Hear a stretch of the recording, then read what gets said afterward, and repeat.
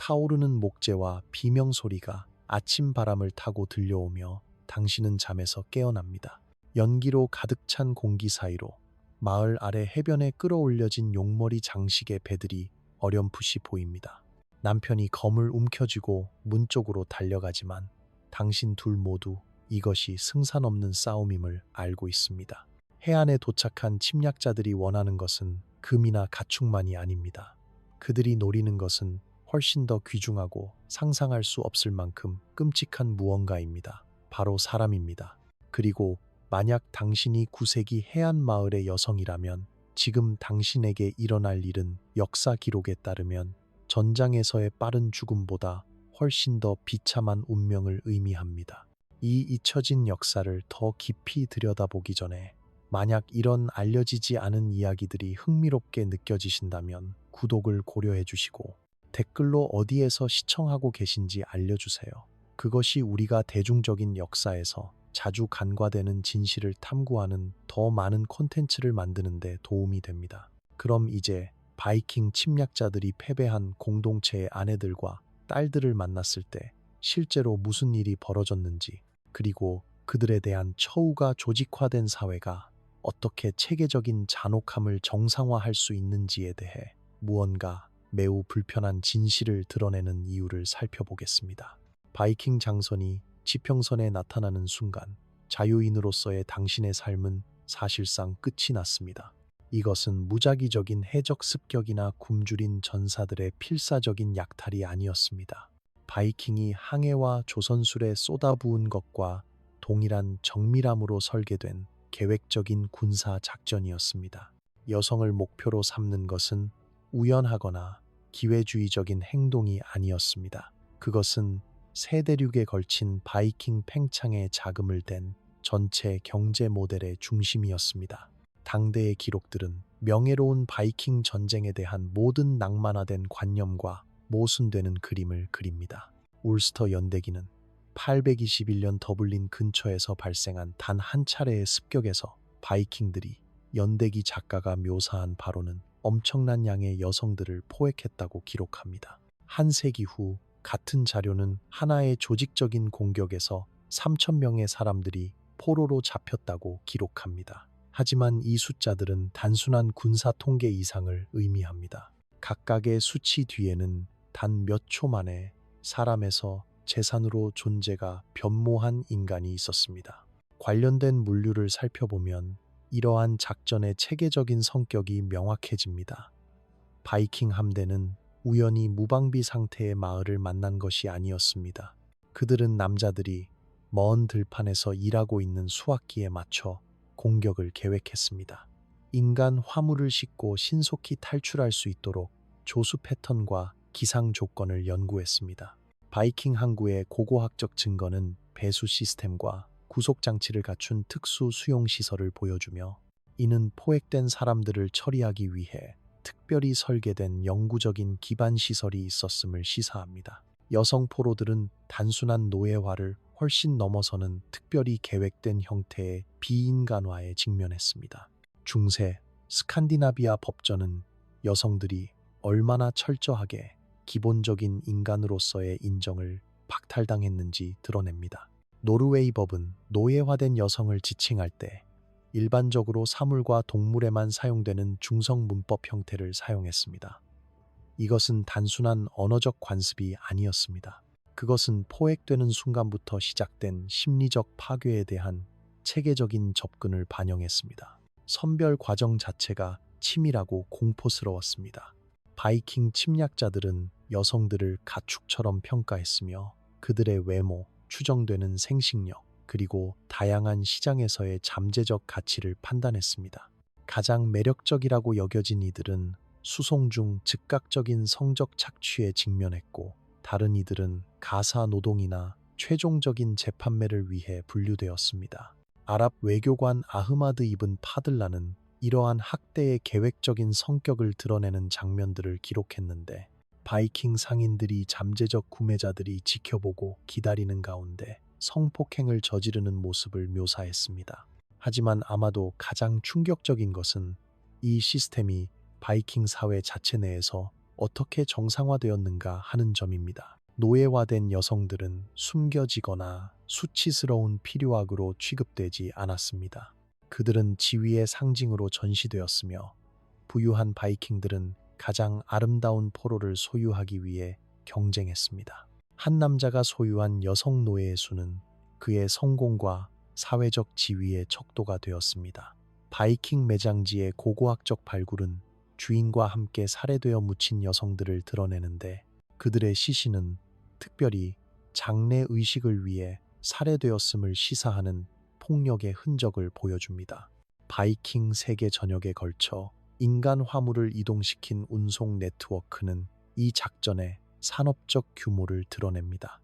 확립된 노예 경로는 아이슬란드에서 콘스탄티노플까지 시장들을 연결했으며 인간 수송을 위해 특별히 설계된 전문 선박들이 사용되었습니다.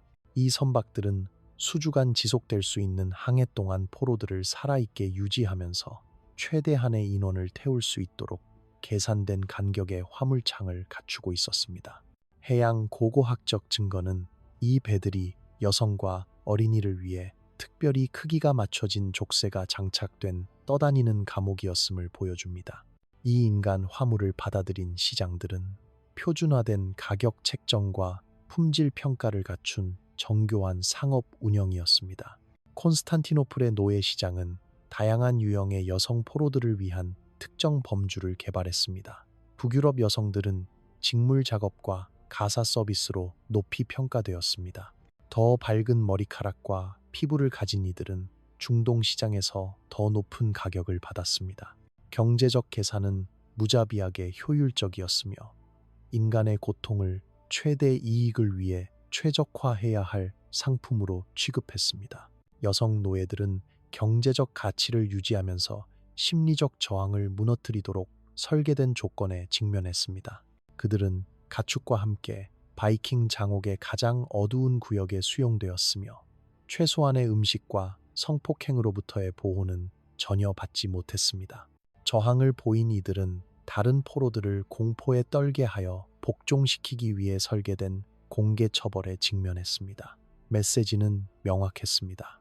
저항은 더 큰 고통만 가져올 뿐이라는 것이었습니다. 이 시스템에서 나타난 번식 프로그램은 아마도 바이킹 인신매매의 가장 계획적인 측면을 대표합니다.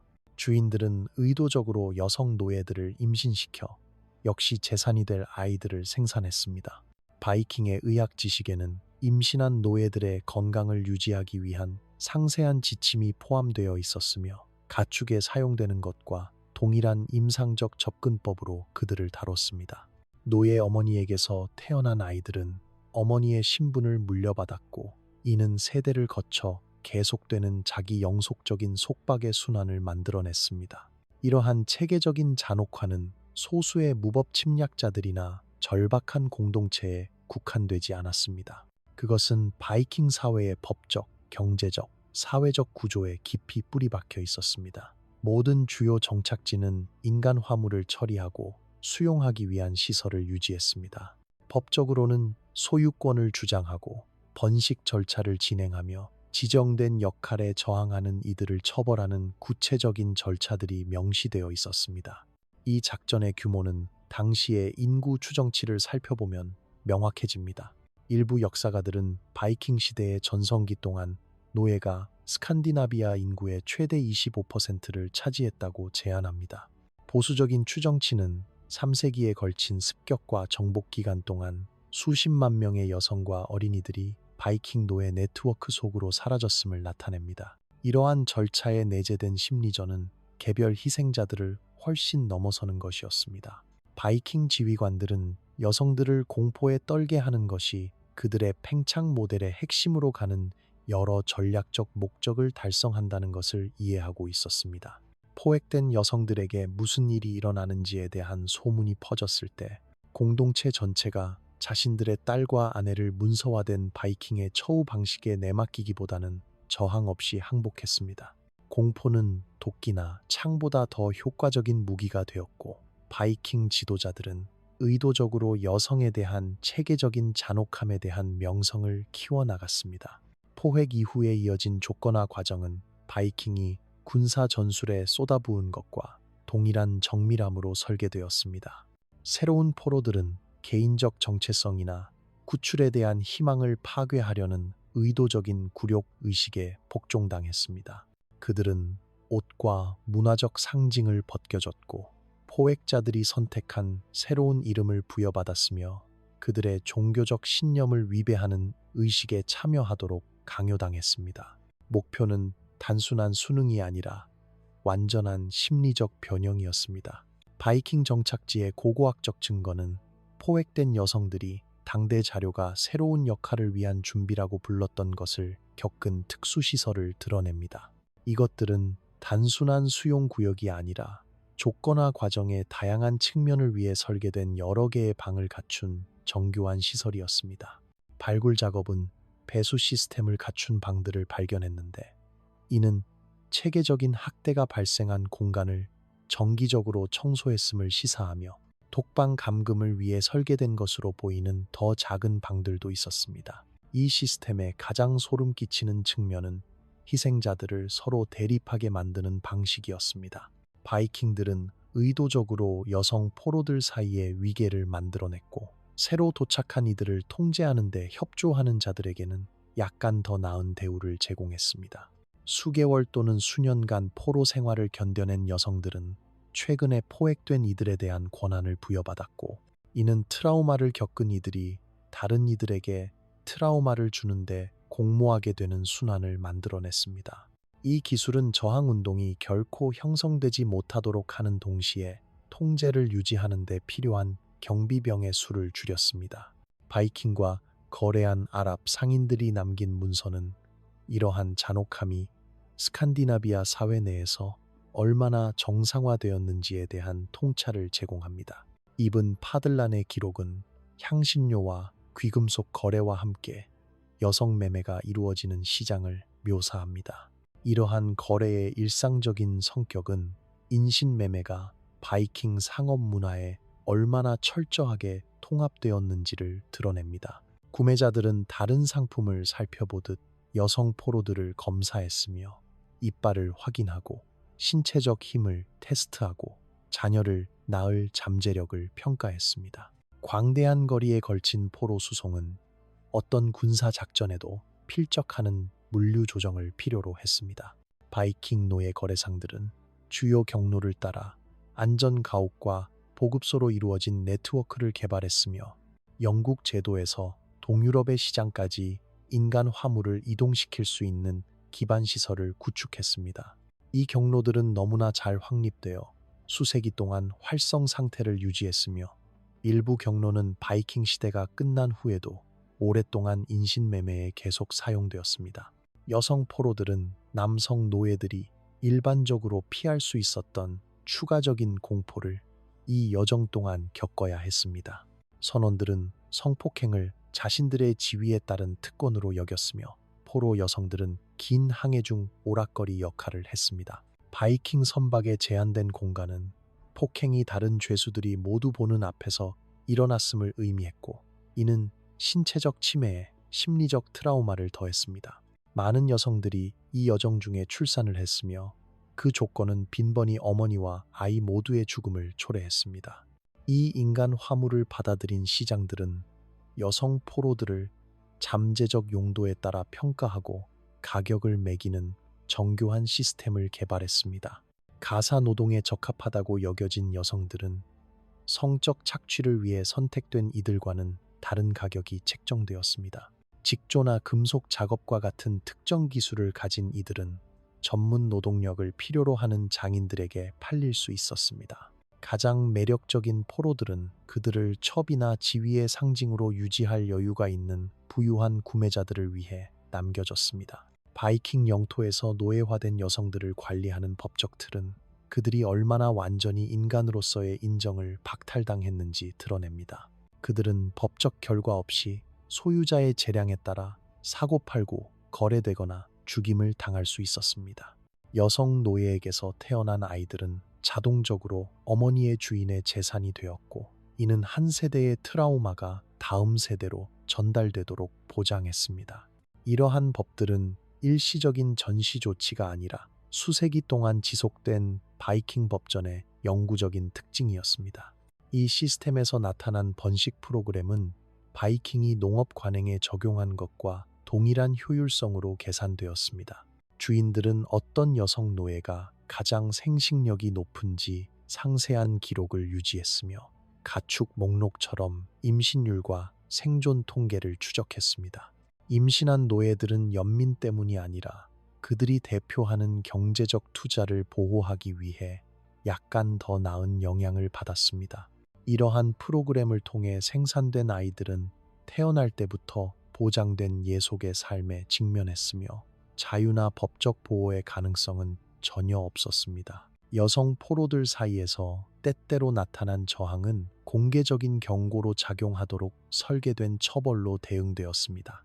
바이킹 법전은 자신의 주인에게 해를 가한 노예 여성은 의도적으로 고통을 연장하는 처형 방법에 처해질 수 있다고 명시했습니다. 처형 장소의 고고학적 증거는 특수 고문 도구와 매장 패턴을 드러내는데, 이는 이러한 처벌이 다른 노예들을 공포에 떨게 하기 위한 공개 구경거리로 수행되었음을 시사합니다. 이 전체 시스템을 추진한 경제적 계산은 중세 기준으로 무자비하게 효율적이었습니다. 건강한 젊은 여성은 수십 년 동안 아이를 낳을 수 있으면서 동시에 가사노동과 성적 서비스를 제공할 수 있었습니다. 투자 대비 수익은 여성 노예를 바이킹의 추가 팽창에 자금을 댄 극도로 가치 있는 상품으로 만들었습니다. 성공한 침략자들은 인신매매로 얻은 수익을 사용하여 선박, 무기, 그리고 선원들을 구입할 수 있었고, 이는 폭력과 착취의 자기 영속적인 순환을 만들어냈습니다. 바이킹 노예 거래를 중심으로 발달한 국제 네트워크는 세 대륙에 걸친 시장들을 연결했습니다. 아일랜드 해안 습격에서 잡힌 여성 포로들은 비잔틴 후궁이나 북아프리카 가정에서 끝날 수 있었습니다. 이러한 전 세계적인 범위는 구출을 시도할 자원을 가진 가족들에게도 구출이 사실상 불가능함을 의미했습니다. 관련된 엄청난 거리와 거래 사슬의 중개인 수는 개별 포로를 추적하는 것을 거의 절망적으로 만들었습니다. 바이킹이 자신들의 인간 재산을 유지하기 위해 발전시킨 의학 지식은 그들의 체계적인 접근에 또 다른 충격적인 차원을 드러냅니다. 그들은 노예의 가치를 감소시키지 않으면서 치유될 부상과 투자를 손상시키지 않으면서 수능을 보장할 처벌의 형태를 이해했습니다.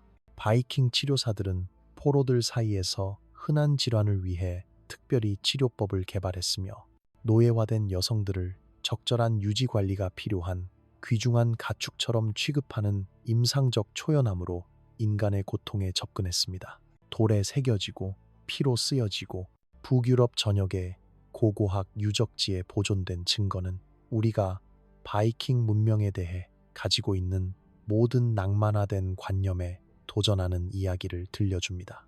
3세기가 넘는 기간 동안 수백만 명의 여성들이 세계가 외면하는 동안 산업적 정밀함으로 작동하는 체계적 착취의 기계 속으로 사라졌습니다. 그들의 이름은 지워졌고 그들의 목소리는 침묵당했으며 그들의 인간성은 오늘날까지 살아남은 바이킹 장부의 시장 가격으로 축소되었습니다.